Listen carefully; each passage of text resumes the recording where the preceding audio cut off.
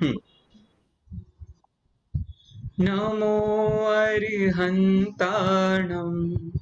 नमो सिद्धाणं नमो आयर्याणं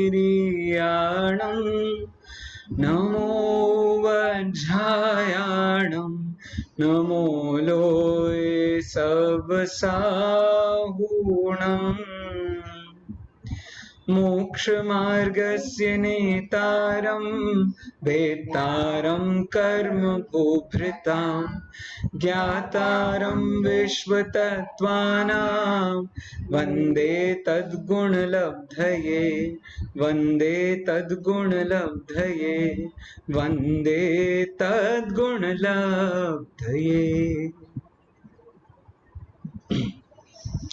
लघु जैन सिद्धांत प्रवेशिका विषय पर हमारी विगत 3 महीनों से कक्षा चल रही है। इस विषय में हमने बहुत सारे पड़ाव पार कर लिए हैं, जैसे कि द्रव्य गुण पर्याय किसे कहते हैं, गुणों के भेद क्या होते हैं, पर्यायों के भेद क्या होते हैं, वर्गणाएं, द्रव्यों के भेद, इन सभी विषयों को एक एक करके सारी चर्चा करते हुए हम गुणों पर आए और गुणों से हम पहुंचे हैं अब चेतना नाम के गुण के पास। तो चेतना किसे कहते हैं, चेतना का क्या रूप होता है, अब इस विषय से आगे हम चर्चा करने वाले हैं। तो देखिए, चेतना विषय अपने आप में बहुत बढ़िया विषय है। क्यों? क्योंकि ये चेतना शब्द बना है चित धातु से। चित धातु का मतलब क्या होता है? तो इसका मतलब होता है जो जागता है, जो सदा जागता है, उसे चेतना कहते हैं। चेतना का मतलब क्या हुआ? जो सदा जागता है उसे चेतना कहते हैं। बहुत अच्छी बात है, जो सदा जागता है उसे चेतना कहते हैं। लेकिन कौन है वो जो सदा जागता है? तो यदि परिणमन के हिसाब से बात किया जाए, चेतना का अर्थ यदि परिणमन किया जाए, तो कुछ आचार्यों ने ये भी कहा है कि चेतना सभी द्रव्यों में पाई जाती है। क्यों? क्योंकि परिणमन सभी द्रव्यों में पाया जाता है।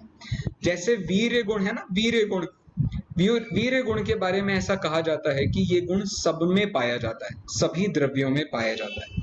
ऐसे ही चेतना भी सभी द्रव्यों में पाया जाता है, ऐसा भी कहने में आता है। अब चेतना यदि सब में, अर्थात परिणमन की योग्यता यदि सब में पाई जाती है, तो ये परिणमन तो उत्पाद व्यय रूप होने से 6 के 6 द्रव्यों में पाया जाता है। जीव द्रव्य में उत्पाद व्यय होता है कि नहीं होता है? होता है। उद्गल द्रव्य में होता है कि नहीं होता है? होता है। धर्म, अधर्म, आकाश, काल, सभी द्रव्यों में ये उत्पाद व्यय तो होता ही है। लेकिन चेतना जो गुण बताया गया है वो मुख्य रूप से जीव का गुण बताया गया है। इस चेतना का ही पर्यायवाची होता है उपयोग, जिसे उमा स्वामी आचार्य ने अध्याय 2 में, तत्वार्थ सूत्र के अध्याय 2 में कहा है। क्या कहा है? किसी को सूत्र पता है? किसी को सूत्र याद हो तो बताइए।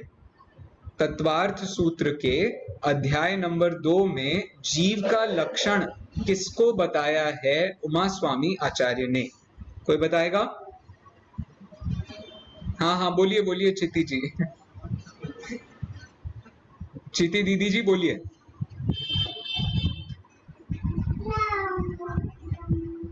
आप अनम्यूट कर पा रहे? हाँ हाँ, उपयोगो लक्षणम। Yes yes, very good very good. उपयोगो लक्षणम, इस सूत्र के माध्यम से ये बताया गया है कि जीव का वास्तविक लक्षण क्या है। तो जीव का वास्तविक लक्षण तो उपयोग ही है। इसी उपयोग को चेतना भी कहा जाता है, क्योंकि चेतना के भी मुख्य रूप से 2 रूप देखने को मिलते हैं, एक दर्शन चेतना और दूसरा ज्ञान चेतना। इसी के बारे में अभी हम आगे बात करेंगे। उससे पहले जिनवाणी में चेतना शब्द को कहां कहां प्रयोग किया गया है, सबसे पहले हम इस हिसाब से अपनी बात को प्रारंभ करते हैं। एक ठीक है? मिनट तो क्या हुआ? कुछ नहीं शायद। देखिए, चेतना शब्द को जिनवाणी में कहां कहां प्रयोग किया है, सबसे पहले यदि हम ये बात करेंगे, हाँ, तो चेतना शब्द को प्रयोग सबसे पहले किया गया है 3 प्रकार की चेतनाओं के रूप में। तीन प्रकार की चेतनाएं कौन कौन सी होती हैं? कोई बताएगा मुझे? बताओ बताओ, मेरे बगल से उत्तर आ रहा है, देखना सुनना ध्यान से। बोलिए। चेतना, कर्म यस फल चेतना और यस, ज्ञान चेतना। अरे वाह, क्या बात है, अद्भुत। सबसे पहली कर्म चेतना, दूसरी कर्म फल चेतना और तीसरी ज्ञान चेतना। आप सब चाहें तो इसको लिख सकते हैं, कर्म चेतना, कर्म फल चेतना और ज्ञान चेतना। अब यहाँ पर जो ज्ञान चेतना का प्रयोग है और उपयोग में जो ज्ञान चेतना का प्रयोग है, उसमें जमीन आसमान का अंतर है। जमीन आसमान का अंतर मतलब जीव के आधार पर जमीन आसमान का अंतर नहीं है, बल्कि मोक्ष के आधार पर जमीन आसमान का अंतर है। देखो बताता हूं कैसे। सबसे पहले ये जो तीन प्रकार की चेतनाएं हैं, इनको मोक्ष मार्ग के आधार पर प्रस्तुत किया जाता है। कैसे प्रस्तुत किया जाता है? संसारी जीवों को होने वाली जो चेतनाएं हैं, वो कौन कौन सी चेतनाएं हैं?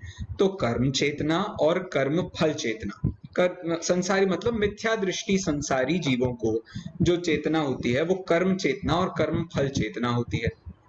इसके बाद जो सम्यक दृष्टि जीव है, उसको तीन प्रकार की चेतना होती है, कर्म चेतना, कर्म फल चेतना और एक्स्ट्रा में ऐड होकर के होती है ज्ञान चेतना। और जो हमारे सिद्ध परमात्मा हैं, उनको एकमात्र चेतना होती है। वो कौन सी चेतना है? तो वो मात्र ज्ञान चेतना है। उन्हें कर्म चेतना और कर्म फल चेतना नहीं होती। अब देखिए क्या होता है, सबसे पहले ये देख लेते हैं। तो कर्म चेतना का मतलब होता है जो ज्ञानावरणादि कर्मों का बंधन है, उसको कर्म चेतना कहते हैं। तो बंधन और बंधन का कारण, जिन कारणों से ये बंधते हैं, उन सब की बात है। आपने तत्वार्थ सूत्र में वो सारे कारण पढ़े होंगे, जैसे माया तैर्यज्ञोनस्य बह्वारंभ परिग्रहत्वम नारकस्यायुषः, मनुष्य के लिए स्वभाव मार्दवम च, ऐसे करके ये तो आयु की बात हुई। फिर ज्ञानावरण के लिए तत्प्रदोष निन्नव मात्सर्यांतराया साधनोपघाता ज्ञान दर्शनावरण योह। इस हिसाब से अलग अलग प्रकार की चेतनाओं को प्रस्तुत किया गया है। ये सब कौन सी चेतनाएं हैं? इनको कर्म चेतना कहते हैं। तो कर्म चेतना वाला जो पार्ट है ना, तो कर्मों में अपन तीन प्रकार की मुख्य अवस्था समझते हैं। कौन कौन सी तीन अवस्था होती है? एक होती है कर्मों को बांधना, दूसरा कर्मों का सत्ता में रहना, और तीसरी अवस्था होती है कर्मों का उदय में आना। क्या बोला हर्षा जी? हर्षा जी क्या तीन बातें बोली अभी? कर्मों की कौन कौन सी तीन अवस्थाएं होती हैं? अनम्यूट कर सकते हैं ना आप लोग अपने हाथ से, या मुझे कुछ सेटिंग में देखना पड़ेगा? चिति दीदी जी अनम्यूट कर सकते हो? आप लोग अनम्यूट कर सकते हो?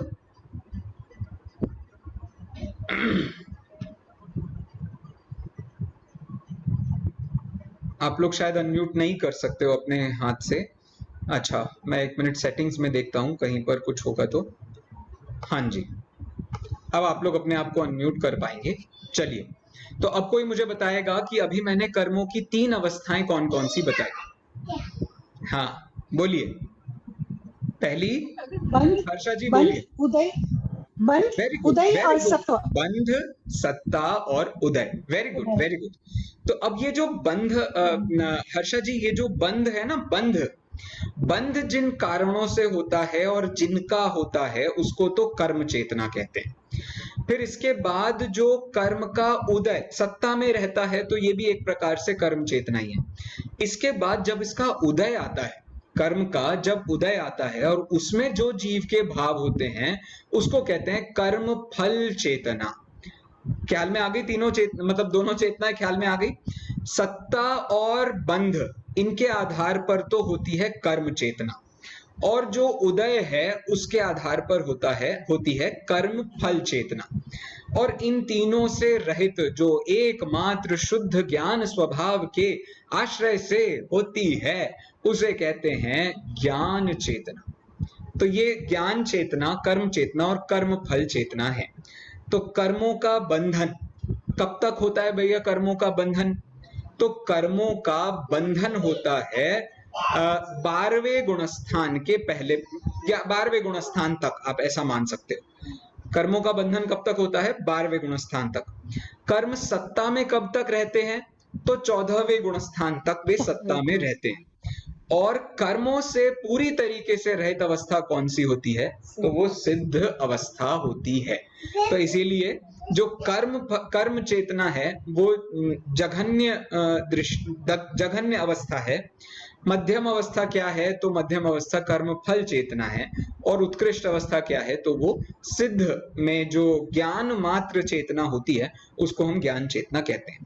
तो अब प्रश्न खड़ा हुआ, क्या ये ज्ञान चेतना सिद्ध अवस्था में ही चालू होती है? तो नहीं नहीं, ऐसा नहीं होता है। ये ज्ञान चेतना चौथे गुणस्थान से प्रारंभ हो जाती है। चौथे गुणस्थान में जो हमें शुद्ध स्वभाव का दर्शन होता है, जो शुद्ध स्वभाव का श्रद्धान होता है, जो शुद्ध स्वभाव का आचरण होता है, उसको कहते हैं दर्शन चेतना, ज्ञान चेतना। तो इस प्रकार से मैंने आपको संक्षेप में जिनवाणी में चेतना जो 3 प्रकार की बताई जाती हैं वो बताई हैं। इनके संबंध में यदि किसी को कुछ भी और चर्चा करनी हो तो आप विषय छेड़ सकते हो, वरना अपन अपने विषय पर चलेंगे जो लघु जैन सिद्धांत प्रवेशिका में प्रश्न नंबर 73 से हमको प्रारंभ करना है।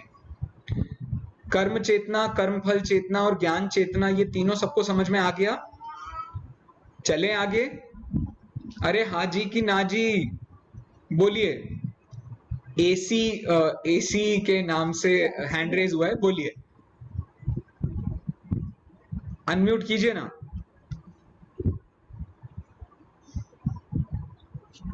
बोलिए चिति दीदी, आप भी कुछ, हाँ बोलिए, एसी जी बोल रहे हैं। हाँ, कर्म चेतना के बारे में बताइए थोड़ा। हाँ बहुत बढ़िया। कर्म चेतना क्या होता है? तो जो भी हम कर्म बांध रहे हैं, उसकी जो भी हम प्रैक्टिस कर रहे होते हैं, उसके जुगाड़ में पड़े हुए होते हैं, उसको कहते हैं कर्म चेतना। जैसे कि मैंने आपको कारणों के बारे में बताया, जो भी ज्ञानावरण, दर्शनावरण, मोह, ज्ञानावरण दर्शनावरण के तो एक जैसे कारण माने जाते हैं। ज्ञानावरण, दर्शनावरण, वेदनीय, मोहनीय, आयु, नाम, गोत्र और अंतराय, ये 8 के 8 कर्मों का जो बंधन का विचार हम प्रति समय करते रहते हैं, बुद्धिपूर्वक और अबुद्धिपूर्वक, इसको कर्म चेतना कहते हैं।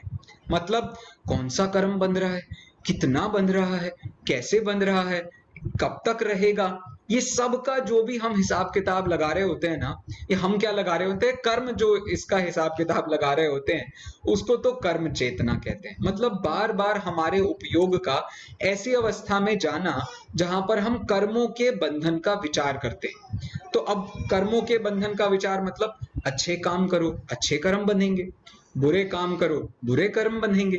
ये जो भी हमारा विचार होता है, ये सारा विचार होता है कर्म चेतना। अब इसके बाद होती है कर्म फल चेतना। तो उसमें क्या होता है? अच्छे काम करो तो अच्छा उदय आएगा, अच्छा बांधोगे तो अच्छा उदय आएगा। और फिर ऐसा भी विचार होता है, इसमें बांधने वाली बात जरा कम होती है, इसमें ऐसी बात होती है, आज आप जैसा विचार करोगे वैसा आपको बेनिफिट होगा। यदि आपके पॉजिटिव विचार हैं तो आपका पॉजिटिव बेनिफिट होगा, यदि आपके नेगेटिव विचार हैं तो आपका नेगेटिव बेनिफिट होगा। इसको कहते हैं कर्म फल चेतना। दोनों में बहुत बहुत गहरा अंतर है। एक तो बंधन सापेक्ष होती है और एक उदय अर्थात फल सापेक्ष होती है। यदि ये दो आपको ख्याल में आ गई बात, तो अपने आप आपको कर्म चेतना और कर्म फल चेतना ख्याल में आ जाएगी। अब जो सम्यक दृष्टि जीव होता है, सम्यक दृष्टि जीव होता है, उसको कर्म का उदय आता है कि नहीं आता है? आता है। आता हाँ बहुत बढ़िया। उसको कर्म बंधन होते हैं कि नहीं होते हैं? सम्यक दृष्टि जीव को भले ही अल्प, जो अनंतानुबंधी हैं या दर्शन मोहनी हैं, उनसे तो अल्प, लेकिन बंधन हो रहा है कि नहीं हो रहा है? हो रहा है। तो उस दृष्टि से भी उनको कर्म चेतना मानी जाती है। और फिर अंत में जो अवस्था है, उनको जितने समय के लिए अपनी आत्मा की दृष्टि रहती है, अपने आत्मा में श्रद्धान होता है, आत्मा का अनुभव होता है, उसको शुद्धोपयोग भी कहा जाता है। ये जितनी भी बातें हैं उन सबको कहते हैं ज्ञान चेतना। अभी ठीक है मम्मी जी? हाँ बराबर बराबर। चलिए बहुत बढ़िया, धन्यवाद आपको। तो इस हिसाब से हमने ये 3 प्रकार की चेतनाओं को देखा। अब जो विषय हम लघु जैन सिद्धांत प्रवेशिका के माध्यम से पढ़ रहे हैं, तो मैं आपके सामने पुस्तक की पीडीएफ शेयर करता हूं, जिससे कि आप ये एक प्रश्न और है। बोलिए ना। फल चेतना, कर्म का उदय आया, हाँ कोई प्रकार का, जैसे अब आप उदाहरण से तो आपने समझाया नहीं, फिर भी कर्म का फल, कर्म का हाँ। उदय आया, जैसे भूख लगी या किसी से हाँ। लड़ाई झगड़ा हो गया, हाँ। तो उस समय हमें क्या करना चाहिए? अच्छा। ओ, देखिए, ये जो चेतनाओं का प्रस्तुतिकरण है, जैसा कि मैंने पहले भी कहा कि ये बुद्धिपूर्वक अबुद्धिपूर्वक दोनों प्रकार से चलती रहती है। हाँ, अब बराबर। आप जो प्रश्न पूछ रहे हैं वो ये पूछ रहे हैं कि हमें उस समय क्या करना चाहिए। हाँ, तो और ये चाहिए वाली, एक मिनट, एक जी, अबुद्धिपूर्वक कैसा लेंगे इसको? बताता हूं, आप, मैं वही बता रहा हूं। हाँ, देखिए, हाँ, हाँ, प्रति समय आपको जो परिणाम हो रहा है, जैसे आप अच्छे परिणाम कर रहे हो मंदिर जाने के, ठीक है, हाँ, मंदिर जाने के बराबर। आप बहुत अच्छे परिणाम कर रहे हो, लेकिन मंदिर जाने के परिणाम होने पर भी आपको प्रति समय 7 कर्म बंध रहे हैं कि नहीं बंध रहे? बन तो रहे हैं प्रति समय कि आपको 7 कर्म भी बंध रहे हैं। अब आपका जो मंदिर जाने का विचार है, वो तो अच्छा विचार है, पुण्य कर्म का विचार है, बहुत पॉजिटिव विचार है। लेकिन इस समय आपका विचार बहुत अच्छा होने पर भी, और उसका संबंध, जैसे मंदिर जाने का जो आप विचार कर रहे हो, उसके आधार पर ये चारित्र मोहनीय का संबंध इसका बिठाया जा सकता है। तो अब उस समय जो आपका विचार हो रहा है, उस समय भी यदि मुख्य रूप से आपने सपोज मायाचारी की, मंदिर हम्म, जाने का अभी थोड़ा सा साइड में रखिए, मायाचारी की, अब ये मायाचारी से आपको सिर्फ तिर्यंच आयु का ही बंधन होगा। वो मायाचारी का जो विचार है, उससे प्रति समय आपको कर्म बंधने वाले हैं। 7 कर्म तो मिनिमम बंधेंगे ही, और मौका पड़े तो 8 कर्म, चूंकि वो माया का आयु से संबंध है तो 8 कर्म बंधेंगे ही बंधेंगे। तो अब आपने तो मायाचारी की थी, उसमें मुख्य रूप से बुद्धिपूर्वक तो तिर्यंच गति की बात हुई, लेकिन अबुद्धिपूर्वक उसमें बाकी के भी सारे कर्म बंध रहे हैं। इसको बुद्धिपूर्वक और अबुद्धिपूर्वक मैं कहना चाहता हूं। अभी ठीक है, बुद्धिपूर्वक और अबुद्धिपूर्वक? नहीं, मायाचारी कैसी की, मतलब हम तो मंदिर जाने का विचार नहीं, बनाया था। मंदिर जा रहे नहीं, किसी भी और चीज में आपने मायाचारी की। मंदिर वाले उदाहरण की बात मैं नहीं कर रहा हूं, दूसरा कोई उदाहरण आप मन में इमेजिन कर लीजिए कि हमने माया का भाव किया। अब माया के भाव से बताओ, मात्र आयु कर्म का ही बंध होगा या 8 कर्मों का बंधन हो रहा है प्रति उस समय भी? 8 कर्मों का हो रहा है। हाँ, तो अब बुद्धिपूर्वक तो आपने तिर्यंच गति का बंधन किया है, लेकिन अबुद्धिपूर्वक जो आपके विचार थे, उससे आपने बाकी सबका भी बंधन किया है। तो हाँ, बराबर, बराबर। अब ये जो विचार आपको हो रहा है, ये विचार कहलाता है कर्म चेतना। अभी जिस समय आप जो भी कार्य कर रहे हैं, जिस भी कार्य को करने का विचार कर रहे हैं, उसको कहते हैं कर्म चेतना। अब फिर कभी-कभी हमको जैसे अपने आसपास के प्रसंग मिल गए हैं, उनमें बड़ा आनंद नहीं आता है। कितना बढ़िया घर मिला, कितना बढ़िया परिवार मिला, कितने बढ़िया हम्म, माता-पिता मिले, कितने बढ़िया बच्चे मिले, हमको बड़ी खुशी होती है। ये क्या है? इसको कहते हैं कर्म फल चेतना। ऐसे ही समझ लीजिए, आपको कभी ये विचार आता है, अरे कहाँ फंस गए, दिन भर यही एक काम है, स्वाध्याय के लिए आधे घंटे बैठो, कहाँ से मन लगाएं, दिन भर इतना इतना काम होता है, मन ही नहीं लगता है। अब आप क्या कर रहे हो? इसको कहते हैं कर्म फल चेतना। तो आपका बराबर। जो विचार प्रति समय चल रहा है, उसके हिसाब से इस कर्म चेतना और कर्म फल चेतना की यदि सूक्ष्मता पर विचार किया जाए, तो आपको प्रति समय 8 कर्मों का उदय हो रहा है, और प्रति समय आप मिनिमम 7 और मैक्सिमम 8 कर्मों को बांध रहे हैं। तो बांधना कहलाता है कर्म चेतना, और उदय में आना इसे कहते हैं कर्म फल चेतना। अभी ठीक है? बराबर, बराबर, बराबर, चलो, बहुत अच्छा। फाइनली वो ऐसा है कि हम थोड़े नौसिखिया टीचर हैं, इसलिए बहुत अच्छे से ये समझ में आता है कि कौन कौन सी बातें कैसे बतानी चाहिए। तो अच्छा है, आपने बीच में रोक करके अच्छे से पूरे विषय पर अपनी चर्चा हो गई। बहुत बढ़िया, हाँ। बहुत बहुत धन्यवाद मैं आपको देता हूँ इस विषय पर हमसे बहुत अच्छे से चर्चा करने के लिए। चलो, अब हम चलते हैं अपने भाग पर। अपने भाग के आधार पर मैं आपको सबसे पहले पीडीएफ शेयर कर देता हूं, ताकि आप सब मिलकर के वो परिभाषा देख सकोगे जो गोपाल दास जी बरैया ने हमारे लिए बाल बोधनी दृष्टि से बहुत बुद्धि लगा करके और श्रम करके हम तक पहुंचाई है। तो 73 नंबर की परिभाषा हमें सबसे पहले आज याद भी करनी है, समझनी भी है। तो चेतना किसे कहते हैं? जिसमें पदार्थों का प्रतिभास होता है उसे चेतना कहते हैं। जिसमें पदार्थों का प्रतिभास होता है उसे चेतना कहते हैं का क्या मतलब हुआ? तो जो भी पर पदार्थ आपको ख्याल में आ रहे हैं, ये जो भी पर पदार्थों का आपको जानकारी हो रही है, सामान्य जानकारी हो या विशेष जानकारी हो, जैसी भी आपको जानकारी हो रही है, जैसा भी आपको समझ आ रही है, उसी को क्या कहते हैं? तो उसको हम चेतना कहते हैं। जैसा कि अभी मैंने आपको उपयोग के बारे में बताया, जो भी आपके जीवत्व की प्रति समय प्रक्रिया हो रही है, ये दो भागों में विभाजित किया जा सकता है। पहला दर्शनोपयोग और दूसरा ज्ञानोपयोग। इसी को चेतना की भाषा में दर्शन चेतना और ज्ञान चेतना कहा जाता है। ठीक है? हाँ, इसके बाद में देखिए विषय क्या है। इसके बाद में मुख्य बात यह है कि यहाँ पर पदार्थों की बात चल रही है। पदार्थों की बात चल रही है मतलब पर पदार्थों की बात चल रही है। सम्यक दर्शन कैसे होता है? चिति दीदी जी, सम्यक दर्शन कैसे होता है? पर पदार्थों के ज्ञान से सम्यक दर्शन होता है या आत्मा के ज्ञान से सम्यक दर्शन होता है? आत्मा के ज्ञान से। हाँ, ये हुई ना बात। तो आत्मा का जो श्रद्धा हेलो, हाँ जी, हाँ ऐसी हम बोल रहे हैं भैया, जी। सातों तत्वों के पदार्थों का ज्ञान होने से सम्यक दर्शन होता है। मुझे मेरी बात भी आपने पूरी नहीं करने दी और आपने पहले ही कह दिया। देखो मैं क्या कह रहा हूँ वो बात आप समझने की कोशिश कीजिए। यहाँ देखिए, मुख्य रूप से सभी तत्वों पर पदार्थों का ज्ञान तो हो ही रहा है प्रत्येक जीव को प्रति समय। अब वो चाहे मिथ्या दृष्टि हो, चाहे वह सिद्ध परमात्मा।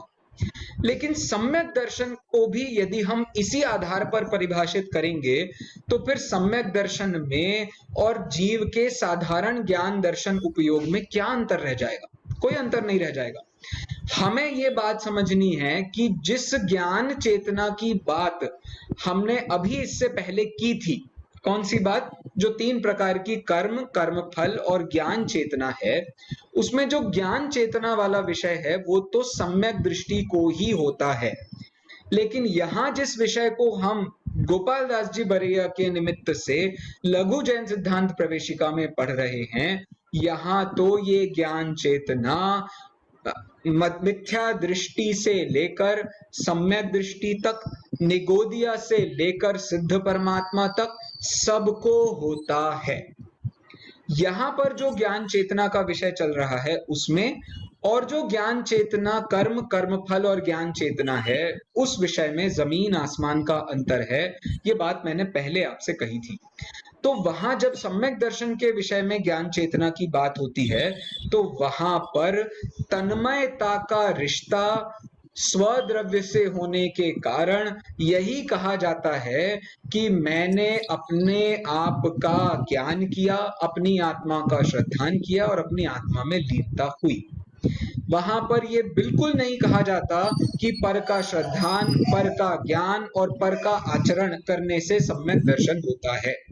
भले ही 7 तत्वों के श्रद्धान का नाम सम्यक दर्शन है, लेकिन यह सम्यक दर्शन भी वास्तव में तभी सम्यक दर्शन कहलाता है जब इसके साथ निश्चय सम्यक दर्शन हो।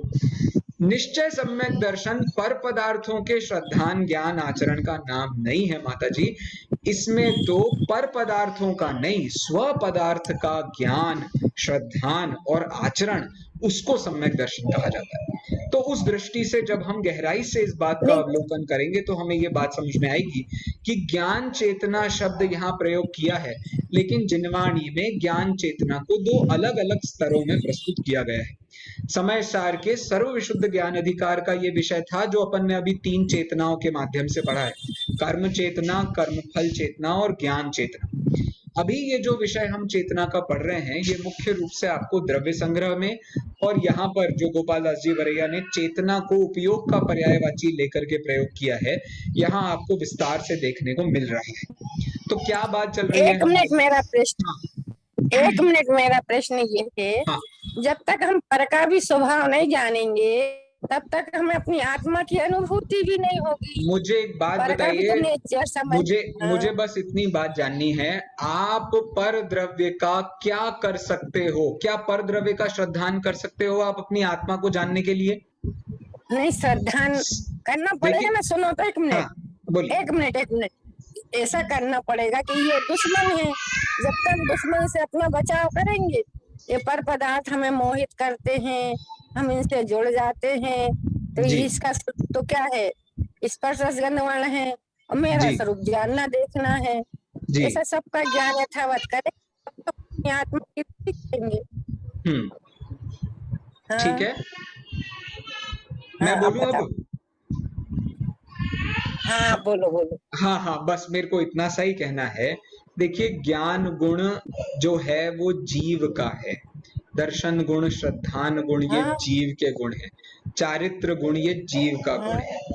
तो सबसे पहली हाँ, बात तो ये समझने की है कि गुण जिस द्रव्य के होते हैं वो सदा उसी रूप में कार्य करते हैं। तो जब तक आप ये स्वीकार ना करो कि हम स्वद्रव्य के ज्ञान को नहीं, देखो आपकी बात को मैं मना तो कर नहीं रहा हूं, मैंने पहले भी आपसे ये कहा कि सात तत्व के श्रद्धान के बिना सम्यक दर्शन नहीं माना गया है, इसी को लेकिन हाँ, व्यवहार बराबर सम्यक बराबर। दर्शन कहते। अरे कहाँ बराबर, इसी को व्यवहार सम्यक दर्शन कहते हैं। निश्चय सम्यक हाँ, दर्शन बराबर। कभी पर पदार्थ के श्रद्धान ज्ञान आचरण को नहीं कहा जाता। इसका हाँ, कारण ये है बोलती। कि हमारा तादात्म्य के साथ संबंध, हमारा तन्मयता के संबंध अपने द्रव्य के साथ ही होता है। इसीलिए बात को आपको समझना पड़ेगा। आपकी बात को मैं हाँ कह नहीं, दूंगा, बराबर। इससे उपाय थोड़ी बन जाएगा, इससे वो वस्तु स्वरूप थोड़ी बदल जाएगा। अपने को तो वो वस्तु नहीं, स्वरूप की समझने के हिसाब से बात करनी थी। इसीलिए मैंने ये कहा कि यहाँ पर जो ज्ञान चेतना बताई जा रही है उसमें मुख्यता पर पदार्थों की है, उसमें स्व पदार्थ की मुख्यता नहीं है। लेकिन जो ज्ञान चेतना कर्म, कर्म फल और ज्ञान चेतना वाली जो ज्ञान चेतना है उसमें मुख्यता स्व पदार्थ की है। स्व पदार्थ के श्रद्धान बराबर। ज्ञान आचरण की दृष्टि से मैं मात्र इतना सा अंतर ही बताना चाहता था कि इन दोनों विषयों में अंतर है।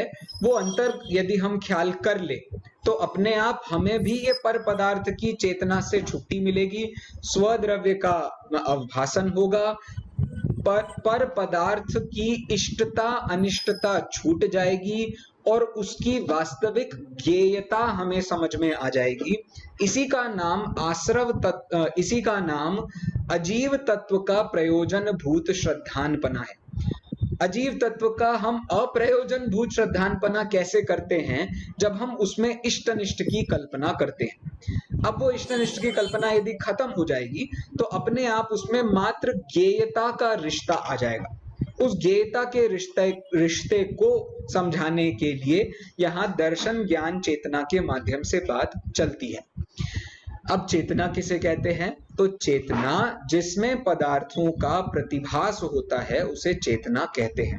तो कौन कौन से पदार्थों का प्रतिभास होता है? तो इसमें स्व और पर दोनों पदार्थों का प्रतिभास पाया जाता है। ठीक है, तो स्वपर पदार्थों का प्रतिभास जहां होता है उसे चेतना कहते हैं। ठीक है, अब ये चेतना कितने प्रकार की होती है, इसके कितने भेद हैं, इस विषय पर अगला प्रश्न दिया है जो कि 74 नंबर का प्रश्न है। भैया चेतना की परिभाषा सबको याद हो गई कि नहीं हुई? मम्मी जी की मदद से हमने इतनी सारी चर्चा उस विषय पे कर ली, इसीलिए मैं आपसे अब तो कम से कम अपन को ये 73 नंबर की जो परिभाषा है वो ख्याल में आ गई होगी। भैया सबको बात ख्याल में आ गई? चेतना की परिभाषा कोई मुझे सुनाएगा? चेतना किसे कहते हैं? किताब में बिना देखे आपको परिभाषा सुनानी है।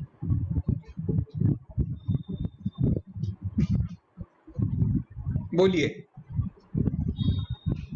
अरे बोलो तो सही, बोलिए संध्या जी। हाँ हाँ बोलिए संध्या माता मोहन जी। जी, आवाज नहीं आई। पदार्थ का प्रतिभास होता है उसे चेतना कहते हैं। बहुत बढ़िया, बहुत बढ़िया, बहुत बढ़िया, बहुत बहुत धन्यवाद माता जी।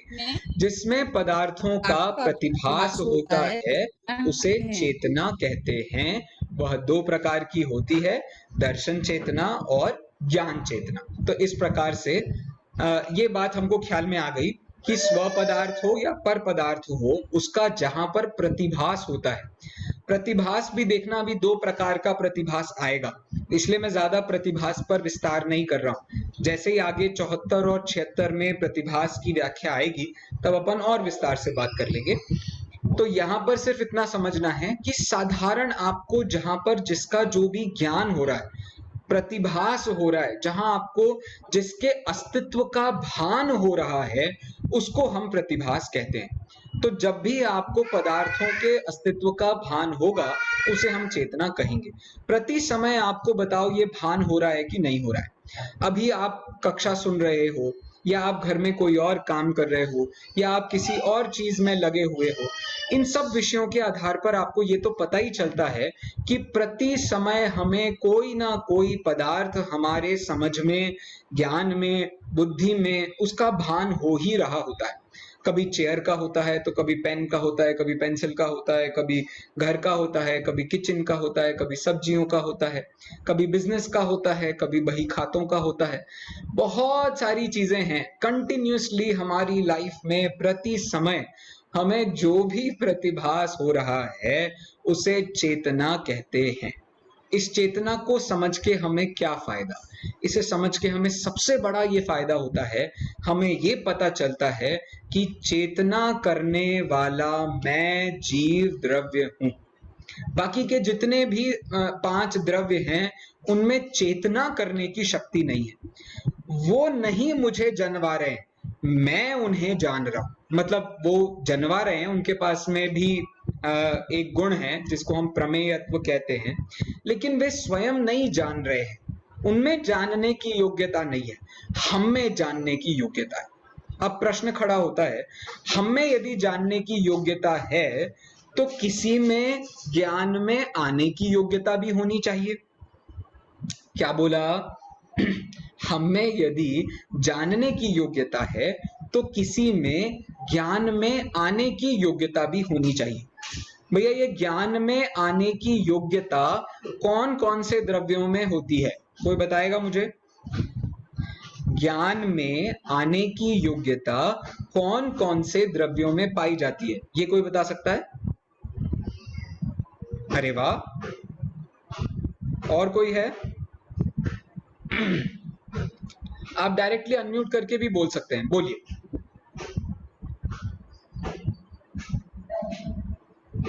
बोलिए चिति दीदी जी।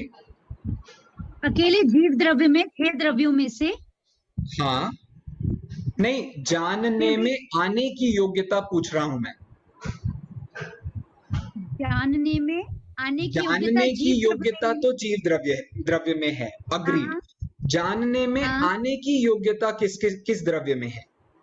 वो तो 6 द्रव्यों में है। किस आधार से? क्योंकि ज्ञान में तो 2 द्रव्य उनके पास में ऐसा क्या है जिससे वे जानने में आते हैं? ज्ञान चेतना। नहीं, अरे ज्ञान चेतना सभी द्रव्यों में कहां से? ज्ञान चेतना तो मात्र जीव में, और वो भी मात्र सम्यक दृष्टि जीव में हुई। प्रमेयत्व गुण के कारण। हाँ, ये हुई ना बात। प्रमेयत्व गुण के कारण सभी द्रव्यों में जानने में आने की योग्यता है। सब द्रव्य ऐसे हैं जो स्वयं जानने में आ सकते हैं। दुनिया में ऐसा कोई द्रव्य नहीं है जो जानने में नहीं आ सकता है। यही उनके अस्तित्व को भी सिद्ध करता है। सभी द्रव्यों में जानने में आने की जो योग्यता है उससे उनके अस्तित्व की भी सिद्धि होती है, क्योंकि जो जानने में आता है उसका अस्तित्व है। अब सर्वज्ञ देव को 6 के 6 द्रव्य जानने में आ रहे हैं तो हमें अस्तित्व भी पता चल रहा है उनका। तो इस हिसाब से प्रतिभास का अर्थ मुझे मुख्य रूप से बताना था। प्रतिभास का मतलब क्या हुआ? तो प्रतिभास का मतलब हुआ जहां पर आपको भान होता है, पदार्थों का जहां आपको भान होता है उसको हम प्रतिभास कहते हैं। बोलिए माता जी, क्या कह रही हैं आप? आपका हैंड रेज है।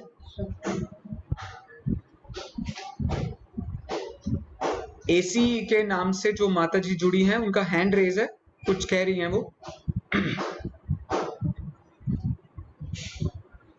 शायद नहीं। चलिए, तो जिसमें पदार्थों का प्रतिभास होता है उसे चेतना कहते हैं। कंटिन्यूसली प्रति समय हमारे अंदर जो ये कार्य हो रहा है इसको हम चेतना कहते हैं, इसको उपयोग भी कहते हैं। और यहाँ पर उसके लिए एक और विशेष शब्द दिया गया है, प्रतिभास। तो उपयोग कहो, चेतना कहो, प्रतिभास कहो, सब एक ही बात है। ठीक है, तो प्रति समय हमें ये उपयोगपना, चेतनापना और प्रतिभासपना होता ही है। इस हिसाब से हमारी ये दो परिभाषा हुई, चेतना किसे कहते हैं और चेतना में कितने द्रव्यों का भेद चेतना के कितने भेद बनते हैं। ये दो मुख्य रूप से बात हमारी हुई है। अब बस दो और बातें इसके साथ हमें करनी है और फिर हम कक्षा को समाप्त करेंगे। भैया, ये जो चेतना बताई दो प्रकार की, पहली है दर्शन चेतना और दूसरी है ज्ञान चेतना। तो दर्शन चेतना किसे कहते हैं? तो जहां पदार्थों की अभेद अनुभूति होती है। क्या बोला? जहां पदार्थों की अभेद अनुभूति होती है, ऐसे सामान्य प्रतिभास को दर्शन चेतना कहते हैं, जिसको साधारणतया समझने समझाने की भाषा में अवलोकन भी कहा जाता है। अब अवलोकन शब्द के बहुत सारे अर्थ हैं। आप पीएचडीज में यदि अवलोकन शब्द को देखेंगे तो वहां तो ज्ञान चेतना छोड़िए, ज्ञान में भी और श्रुत ज्ञान चेतना को अवलोकन कहा जाता है। तो वो तो बहुत गहरी बात हो गई, बहुत बाद की और बहुत गहरी बात हो गई। अभी तो अवलोकन मतलब मात्र साधारण ज्ञान होना, बिल्कुल साधारण, बिना आपको पता चले कि आपने किसको जाना है। जब ऐसी अवस्था होती है कि आपको पता नहीं चल रहा है कि आपने किसको जाना है, वो छोटी सी थोड़े से समय के लिए होने वाला वो जो प्रतिभास है उसको दर्शन चेतना नाम दिया जाता है। तो इसके लिए मैंने कहा था, जहां स्व पर की अभेद अनुभूति होती है। क्या बोला? ये सर्वार्थ सिद्धि ग्रंथ से परिभाषा मैं आपको बता रहा हूं। जहां स्व पर पदार्थों की अभेद अनुभूति होती है उसको दर्शन चेतना या दर्शनोपयोग कहते हैं। तो जिसमें यहाँ हमारे जो गोपाल दास जी हैं वो कह रहे हैं, जिसमें पदार्थों का भेद रहित सामान्य प्रतिभास होता है उसे दर्शन चेतना कहते हैं। बात ख्याल में आ गई भैया? भेद रहित, भेद रहित को एक वर्ड में कहें तो क्या कह सकते हैं? अभेद। भेद रहित को एक वर्ड में क्या कह सकते हैं? अभेद। पदार्थों मतलब स्व और पर, ये इससे अपनी परिभाषा बन गई जो सर्वार्थ सिद्धि में परिभाषा बताई है। स्व पर की अभेद अनुभूति का नाम ही दर्शन चेतना है और स्व पर की भेद अनुभूति का नाम ही ज्ञान चेतना है। ऐसा सर्वार्थ सिद्धि में इसी सूत्र की टीका में लिखा है। इस सूत्र के बाद वाले सूत्र की टीका में लिखा है। यहां पर कितनी सी बात अपने को याद करनी है भैया। प्रतिभास तो हमने चेतना के लिए वर्ड बनाया था, तो अब दर्शन चेतना होगी तो भी प्रतिभास लगेगा और ज्ञान चेतना होगी तब भी प्रतिभास शब्द लगेगा। तो भैया दर्शन चेतना में और क्या विशेषता आई? तो दर्शन चेतना में एक सामान्य वर्ड ऐड हो जाता है। सामान्य वर्ड ऐड होने से वो दर्शन चेतना कहलाता है और विशेष वर्ड ऐड हो जाने से उसी को हम ज्ञान चेतना कहते हैं। अच्छा, प्रश्न खड़ा हुआ कि ये दोनों चेतनाएं एक साथ होती हैं या अलग अलग होती हैं? तो भैया अभी जो छद्मस्थ जिसको कहते हैं या हम सब जो हैं, केवल ज्ञान जिनको अभी तक नहीं हुआ है, उन सब में टाइम पीरियड का गैप होता है।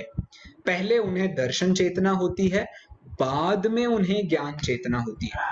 फिर ज्ञान चेतना ज्ञान चेतना ज्ञान चेतना ज्ञान चेतना हो सकती है, लेकिन यदि पदार्थ बदल दिया हमने तो फिर से दर्शन चेतना, फिर ज्ञान चेतना, फिर दर्शन चेतना, ज्ञान चेतना, ऐसे ये कंटिन्यूअसली चलता रहता है। तो दर्शन चेतना का मतलब क्या हुआ? सामान्य प्रतिभास, सामान्य अवलोकन, ऐसा भी कहते हैं। तो दोनों परिभाषाएं आपको ख्याल में आ जानी चाहिए। दो परिभाषाएं क्या हैं? दर्शन चेतना की पहली परिभाषा तो है सामान्य प्रतिभास। क्या बोला? सामान्य प्रतिभास। और दूसरी परिभाषा क्या है? पदार्थों का अभेद प्रतिभास। ठीक है, प्रतिभास वर्ड कॉमन है, तो पदार्थों का जहां अभेद या भेद रहित प्रतिभास होता है, एक परिभाषा। दूसरी परिभाषा मात्र सामान्य प्रतिभास हो जहां, उसको दर्शन चेतना कहते हैं। और ज्ञान चेतना किसे कहते हैं? तो जहां पदार्थों का भेद रूप प्रतिभास होता है या जहां पदार्थों का विशेष प्रतिभास होता है, उसे ज्ञान चेतना कहते हैं। तो आज की कक्षा में मुख्य रूप से हमने जो बातें पढ़ी हैं उसको मैं फटाफट एक बार समराइज करने की दृष्टि से आप सभी से पूछ लेता हूं और फिर अपनी कक्षा को हम यहीं समाप्त करेंगे। सबसे पहला प्रश्न, आप में से जो भी उत्तर देना चाहता है वो अनम्यूट करके रख सकता है। डायरेक्टली अपन उत्तर कर लेंगे ताकि अपना समय बिल्कुल खराब नहीं होगा। तो आप लोग सब अनम्यूट करके रख लीजिए। सबसे पहला प्रश्न, समय सार के सर्व विशुद्ध ज्ञान अधिकार में 3 प्रकार के कौन कौन सी चेतनाओं को बताया गया है? कर्म चेतना, कर्म फल चेतना और ज्ञान चेतना। वंडरफुल। कर्म चेतना, कर्म फल चेतना और ज्ञान चेतना। बहुत बढ़िया। एक एक लाइन में इनको परिभाषित भी करना है। मैं निवेदन करूंगा चित्ती दीदी के अलावा यदि कोई बताना चाहता है तो बता दे। सिर्फ एक लाइन में आपको बताना है कि कर्म चेतना किसे कहते हैं, कर्म फल चेतना किसे कहते हैं और ज्ञान चेतना किसे कहते हैं। जल्दी से प्लीज बोलो भैया, कौन बता रहा है? कोई है शूरवीर जो ये बता सकता है? चलो दीदी, आपको ही बताना पड़ेगा, बताइए। कर्म का उदय बंध जिसमें होता है वो कर्म चेतना। कर्म का सिर्फ बंध से जिसका संबंध है वो कर्म चेतना। हाँ, वो कर्म चेतना। और जो कर्मों के फल देने की शक्ति होती है वो कर्म फल चेतना। कर्म के उदय से जिसका संबंध है वो है कर्म फल चेतना। बहुत बढ़िया। और ज्ञान चेतना मतलब जिसमें कोई कर्म की अपेक्षा होती है वो ज्ञान चेतना। बहुत बढ़िया। कर्मों की अपेक्षा रहित जो ज्ञानियों को अवस्था होती है, जो सहज ज्ञान की अनुभूति होती है, उसको हम ज्ञान चेतना कहते हैं। बहुत बढ़िया, बहुत बहुत धन्यवाद। चलिए अब अपने लघु जैन सिद्धांत प्रवेशिका पर आते हैं। सबसे पहला प्रश्न ये है, बताइए चेतना किसे कहते हैं? चेतना किसे कहते हैं? जो भी उत्तर देना चाहता है वो अनम्यूट करके उत्तर दे सकता है, नहीं तो मुझे दीदी के पास फिर से जाना पड़ेगा। भैया कोई नहीं दे रहा है, चलिए दीदी आप ही दीजिए उत्तर प्लीज। जिसमें स्व और पर दोनों प्रकार के पदार्थों का प्रतिभास होता है उसे चेतना कहते हैं। बहुत बढ़िया, बहुत बढ़िया। अच्छा, चेतना 2 प्रकार की कौन कौन सी होती है ये तो कोई बता दो।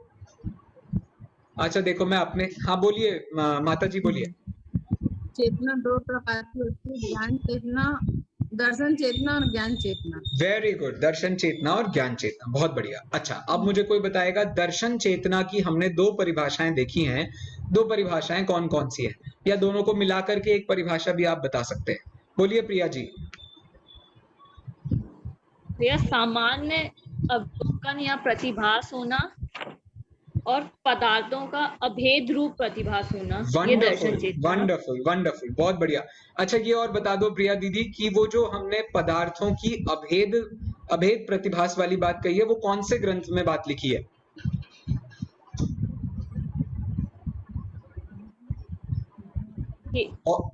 बोलिए। पता नहीं। अरे अच्छा कोई बात नहीं, कोई और बताएगा? कोई और बता रहा है? सर्वार्थ सिद्धि ग्रंथ। यस, सर्वार्थ सिद्धि में जो उपयोगो लक्षणम के बाद वाले सूत्र में इसकी व्याख्या की गई है। बहुत बढ़िया, थैंक यू। चलिए अब बताइए कि ज्ञान चेतना की 2 परिभाषाएं कौन कौन सी हैं? भेद का हटाना है और विशेष और सामान्य का विशेष करना है बस। हाँ बोलिए, विशेष लगाना है। बोलिए प्रिया दीदी। विशेष अवलोकन या प्रतिभास होना और पदार्थ का भेद रूप प्रतिभास होना। Very good, very good, very good. बहुत बहुत धन्यवाद आप सभी को कक्षा के लिए। आप सबने बहुत अच्छे से विषय को सुना है, समझने का प्रयास किया है। मैं आशा करता हूं आपको ये विषय अच्छे से समझ में आया होगा। अगले वक्ता अब हमको ज्ञान चेतना और दर्शन चेतना के जो भेद हैं और भेदों का जो कारण है उसके संबंध में चर्चा करेंगे। अगले हफ्ते पुनः लघु जन सिद्धांत प्रवेशिका की कक्षा से जुड़ने के लिए पूरे 6 दिन और 23 घंटे बाद हम इस कक्षा में पुनः मिलेंगे।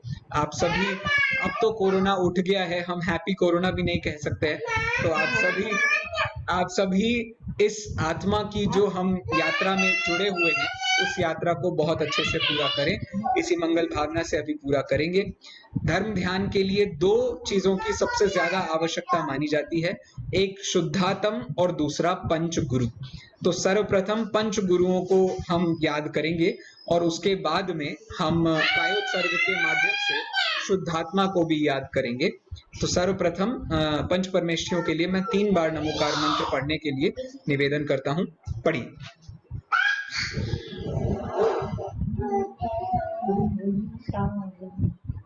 नमो सिद्धाणं नमो आयतीयाणं नमो अध्यायाणं सव्यसाहूढं नमो सिद्धाणं नमो आयतीयाणं नमो अध्यायाणं नमो लोहिताक्षसाहूढं नमो सिद्धाणं नमो